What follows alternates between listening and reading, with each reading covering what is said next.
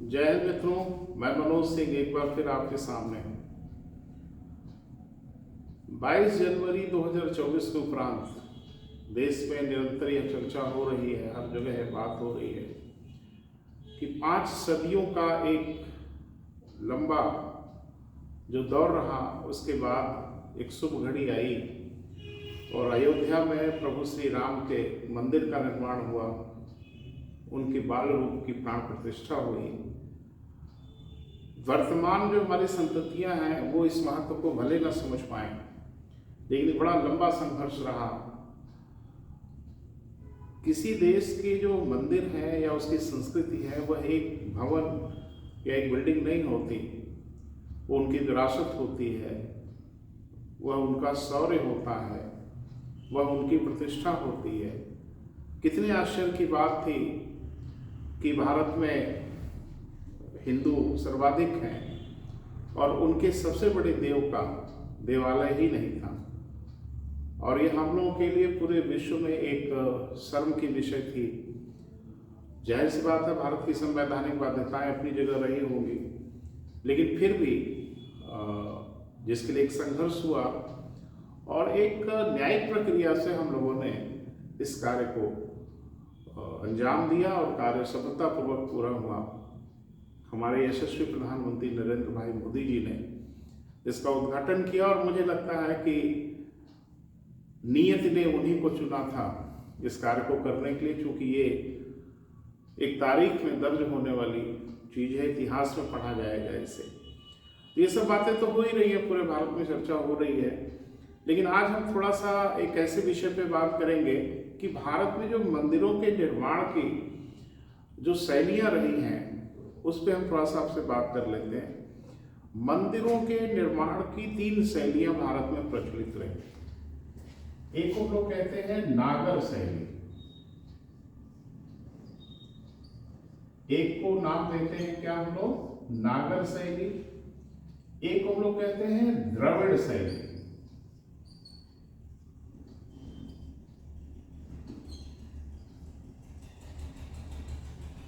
और एक को कहते हैं बेसर शैली। तो थोड़ा सा इस विषय पे बात करेंगे और मुझे लगता है कि आप इस विषय में अवश्य जानते होंगे, अथवा हम प्रयास कर रहे हैं कि आप कुछ जानें। ये जो नागर शैली है, इसका विस्तार जो भारत में देखा गया वो हिमालय से लेके मध्य भारत में विभाजित करने वाली एक पर्वत है जिसको हम लोग कहते हैं विंध्य पर्वत, विंध्य पर्वत तक है।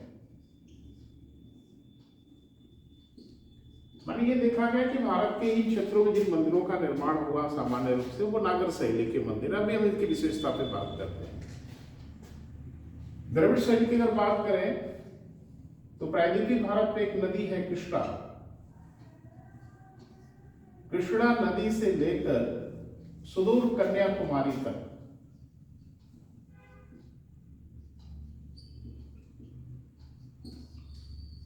जिन मंदिरों का निर्माण हुआ उन मंदिरों को हम लोग द्रविड़ शैली के मंदिर कहते हैं। अब इन दोनों के मध्य मतलब विंध्य पर्वत से लेकर कृष्णा नदी तक, विंध्य से लेकर कहां तक बेटा, कृष्णा नदी तक, इस भागों में जिन मंदिरों का निर्माण हुआ उन्हें हम लोग बेसर शैली का मंदिर कहते हैं। अब अयोध्या में जो राम मंदिर का निर्माण हुआ, अगर भौगोलिक क्षेत्र की हिसाब से बात करें तो हिमालय से विंध्य के बीच में ही है ये, तो परंपरा के अनुसार इसे नागर शैली का होना चाहिए था और ये नागर शैली का ही मंदिर है, इसमें कोई शक नहीं है। नागर शैली के मंदिरों की विशेषता क्या है, आखिर किस आधार पर हम लोग पहचान लेते हैं? पहला ये कि नागर शैली के जो मंदिर होते हैं वो चबूतरे पे स्थापित किए जाते हैं, कुछ ऊंचे स्थान पर स्थापित किए जाते हैं, और मंदिर का जो गर्भगृह है यानी देव का जो प्रमुख स्थान है उसके आगे मंडप बनाए जाते हैं। जैसा आपने देखा होगा, हमारे प्रधानमंत्री जब प्राण प्रतिष्ठा के लिए जा रहे थे तो उद्घोषणा हो रही थी कि इस मंडप को पार कर रहे हैं, उस मंडप, तो मंडप बने होते हैं। लास्ट में गर्भगृह होता है और गर्भगृह के ऊपर शिखर बनाए जाते हैं, और ये शिखर चतुष्कोणीय होते हैं, यानी इसके 4 कोण के शिखर होते हैं, और शिखर के शीर्ष पर कलश की स्थापना की जाती है। सबसे मजेदार बात है नागर शैली के मंदिरों की कि इनके चारों ओर किसी चारदीवारी या किसी बाउंड्री का निर्माण नहीं किया जाता, और मंडप तक पहुंचने के लिए यानी ऊपर जाने के लिए सीढ़ियों का निर्माण होता है। जैसा आपने देखा होगा कि अयोध्या में जो राम मंदिर बना उस तक पहुंचने के लिए 32 सीढ़ियों का निर्माण किया गया। 3 मंजिले की पूरी बिल्डिंग होगी, पूरा निर्माण होगा मंदिर का। बहुत कुछ चर्चाएं हैं, आप बेहतर जानते होंगे, लेकिन थोड़ा सा जरा सा इस पे विचार किया जाए कि आखिर इतने खूबसूरत मंदिर जिसकी चर्चा पूरे विश्व में हो रही है, इसका डिजाइन तो किसी न किसी ने बनाया होगा। ये गुजरात का एक सोमपुरा परिवार है, तो उसमें 81 वर्षीय चंद्रकांत सोमपुरा और उनके 81 वर्षीय पुत्र आशीष सोमपुरा ने इस पूरे मंदिर की डिजाइन को निर्मित किया। मंदिर में जो लाल बलुआ पत्थर का प्रयोग किया गया है बड़ा खूबसूरत है, उस पर डिजाइन भी बनाई गई है। ये सब पत्थर आए हैं राजस्थान के बंसी पहाड़पुर से, सारे पत्थर वहीं से लाए गए और इन मंदिरों का निर्माण हुआ।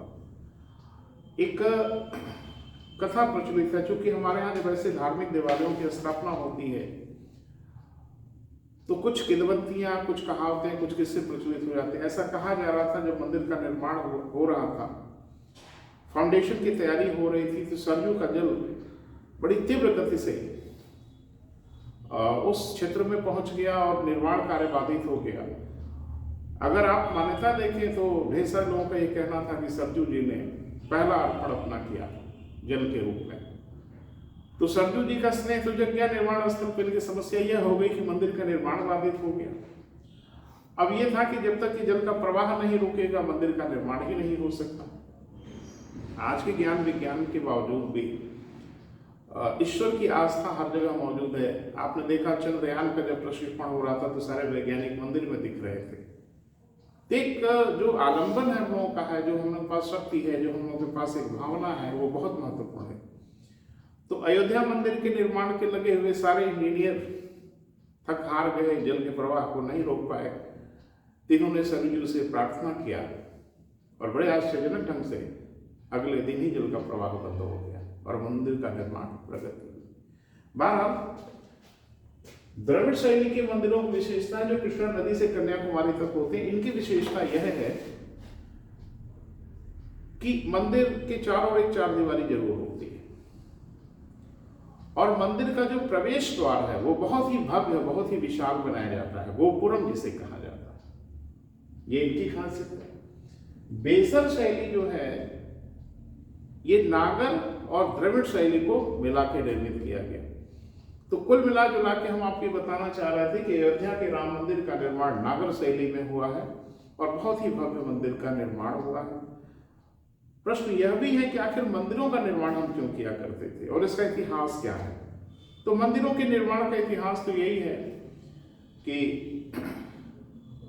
गुप्तों के काल से लेकर मौर्यों के काल तक मंदिरों की प्रणाली शुरू हुई, लेकिन नागर शैली का विकास जो हुआ बहुत बृहद स्तर पे ये 7वीं सदी के आसपास पल्लव शासकों ने किया और इनका वैभव और इनकी निर्माण कला और इनकी इंजीनियरिंग सब इस नागर शैली में दिखाई देती है। आज के दौर में जब हम 21वीं सदी में हैं, ढेर सारे हमारे पास इंस्ट्रूमेंट हैं, वैज्ञानिक हैं, तकनीकें हैं, लेकिन फिर भी नागर शैली का प्रयोग करते हुए हमने भव्य मंदिर का निर्माण किया। मंदिर बनाते काहे थे? देखिए, मंदिर एक उपासना स्थल तो है ही है, इसमें कोई शक नहीं है, लेकिन मंदिर वास्तव में ये हमारे सभ्यता और संस्कृति के प्रतीक रहे हैं। यहाँ वेदों को संरक्षित किया जाता था, वेदों का अध्ययन अध्यापन कराया जाता था, गुरुकुल परंपरा हुआ करती थी, अपनी संस्कृतियों को हम आगे की पीढ़ियों के लिए लेके जाते थे, मंदिरों से बताई गई बातों को हम अपने सराखों पर रखते थे, धारण करते थे। एक प्रकार से हमारी सभ्यता और संस्कृति को संचालित करने के प्रमुख स्थल के रूप में हमारे मंदिर रहे और मैं उम्मीद करता हूँ कि अयोध्या में निर्मित राम मंदिर इन उद्देश्यों में अवश्य सफल होगा और मुझे लगता है कि पूरे भारत ही नहीं पूरे विश्व को एकजुट करने में अपनी प्रमुख भूमिका का निर्वहन करेगा। इसी के साथ अपनी बात समाप्त करते हैं, फिर हम आपको किसी ऐसे विषय पर बात करेंगे। Thank you so much.